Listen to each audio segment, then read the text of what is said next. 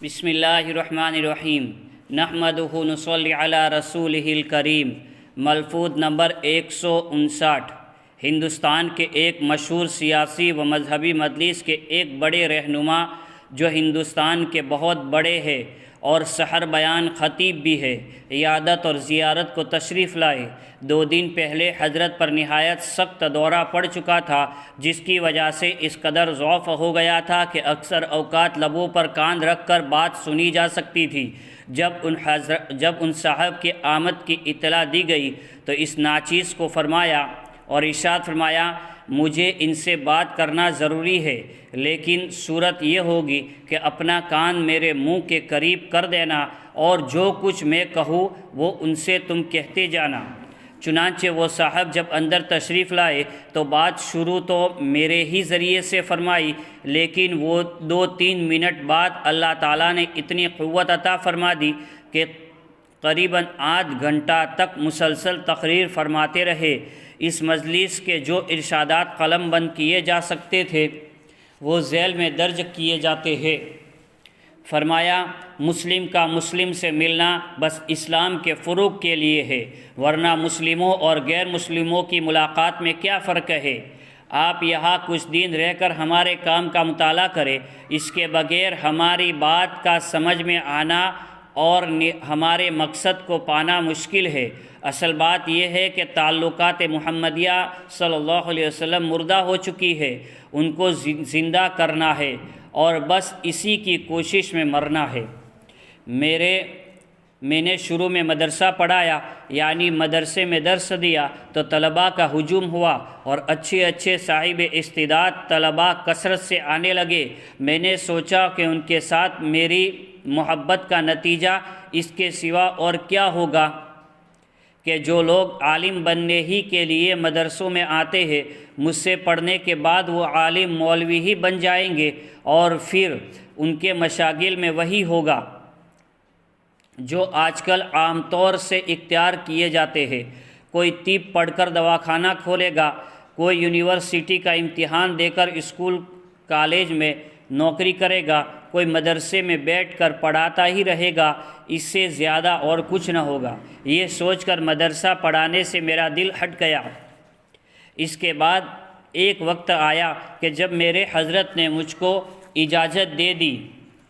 تو میں نے طالبین کو ذکر کی تلقین شروع کی اور ادھر میری توجہ زیادہ ہوئی۔ اللہ کا کرنا آنے والوں پر اتنی جلدی کیفیات اور احوال کا دور شروع ہوا اور اتنی تیزی سے حالات میں ترقی ہوئی کہ خود مجھے حیرت ہوئی اور میں سوچنے لگا یہ کیا ہو رہا ہے اور اس کام میں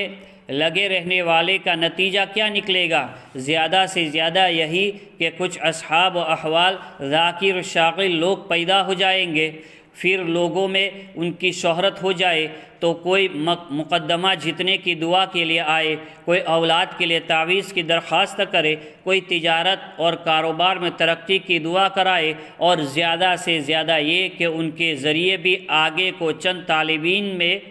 ذکر و تلقین کا سلسلہ چلے۔ یہ سوچ کر ادھر سے بھی میری توجہ ہٹ گئی اور میں نے یہ طے کیا کہ اللہ تعالیٰ نے ظاہر و باطن کی جو قوت عطا فرمائی ہے، ان کا صحیح مصرف یہ ہے کہ ان کو اسی کام میں لگایا جاوے جس میں حضور صلی اللہ علیہ وسلم نے اپنی قوت صرف فرمائی، اور وہ کام ہے اللہ کے بندوں کو اور خاص کر غافلوں بے طلبوں کو اللہ کی طرف لانا اور اللہ کی باتوں کو فروغ دینے کے لیے جان کو بے قیمت کرنے کا رواج دینا۔ بس یہی ہماری تحریک ہے اور یہی ہم سب سے کہتے ہیں۔ یہ کام اگر ہونے لگے تو اب سے ہزاروں گنے زیادہ مدرسے اور ہزاروں گنی ہی زیادہ خانقاہیں قائم ہو جائے، بلکہ ہر مسلمان مجسم مدرسہ اور خانقاہ ہو جائے۔ حضور صلی اللہ علیہ وسلم کی لائی ہوئی نعمت اس عمومی انداز سے بٹنے لگے جو اس کی شایان شان ہے۔ حضرت اللہ تعالیٰ نے آپ کو ایک قوت دی ہے، اس سے میرا مطلب بیان و تقریر کی قوت نہیں ہے، بلکہ میرا مقصد یہ ہے کہ آپ ایک جماعت کے بڑے ہیں، ہزاروں آدمی آپ کی باتیں مانتے ہیں، آپ اللہ کی دی ہوئی اس قوت کی قدر کیجئے اور اس کو اللہ کے کاموں کے لیے اور اس کی باتوں کے فروغ کے لیے استعمال کیجئے، جس کی صورت یہ ہے کہ جو لوگ آپ کی بات مانتے ہیں آپ ان کو متوجہ کیجئے۔ ہمارے آدمیوں کے ساتھ کچھ دنوں رہ کر ہمارے کام کو سمجھے اور سیکھے اور پھر اپنے حلقوں میں یہ کام کرے، اس سے انشاءاللہ بہت کام بن جائیں گے۔ حضرت ایمان کے دو بازو ہے، ایک اللہ اور رسول صلی اللہ علیہ وسلم کے دشمنوں پر شدت اور دوسرے اللہ اور رسول صلی اللہ علیہ وسلم کے ماننے والوں پر محبت اور رحمت، ان کے مقابلے میں فروتنی اور ذلت۔ ایمان والوں کی ترقی و پرواز کے لیے یہ دونوں بازو ضروری ہے، ایک بازو سے کوئی جانور بھی نہیں اڑ سکتا۔ ان صاحب نے حضرت سے عقیدت اور نیاز مندی کا بھی تعلق رکھتے تھے۔ حضرت کے ارشاد سن کر عرض کیا کہ جوانی اور طاقت کا سارا زمانہ تو دوسرے کاموں میں صرف ہو گیا، اس وقت تک کسی بزرگ نے نہ کھینچا، اب بڑھاپا ہو گیا اور کسی نئے کام کی ہمت اور طاقت نہیں رہی، تو حضرت مجھ سے اپنا کام لینا چاہتے ہیں، اب میں کسی کام کا نہیں رہا ہوں۔ حضرت نے ارشاد فرمایا، اگر فی الوقت آپ پہلے سمجھتے تھے کہ آپ میں کچھ طاقت اور قوت ہے اور آپ کچھ کر سکتے ہیں تو اس وقت آپ اللہ کے کام کے قابل نہ تھے، اور اگر اب آپ کو یقین ہو گیا کہ آپ میں کوئی طاقت اور قوت نہیں ہے اور آپ کچھ بھی نہیں کر سکتے ہیں تو اب ہی آپ اللہ کے کام کے قابل ہوئے ہیں۔ اللہ کا کام کرنے اور اس کی مدد کے مستحق ہونے کے شرائط میں سے ہے کہ آدمی اپنے کو بالکل عاجز اور لاچار سمجھے اور صرف اللہ ہی کو کارساز یقین کرے، اس کے بغیر مدد نہیں ہوتی۔ حدیث قدسی میں ہے، میں انہی کے ساتھ ہوں جن کے دل ٹوٹے ہوئے ہیں۔ فرمایا، میں سیاسی کام کرنے والوں کا ممنون ہوں،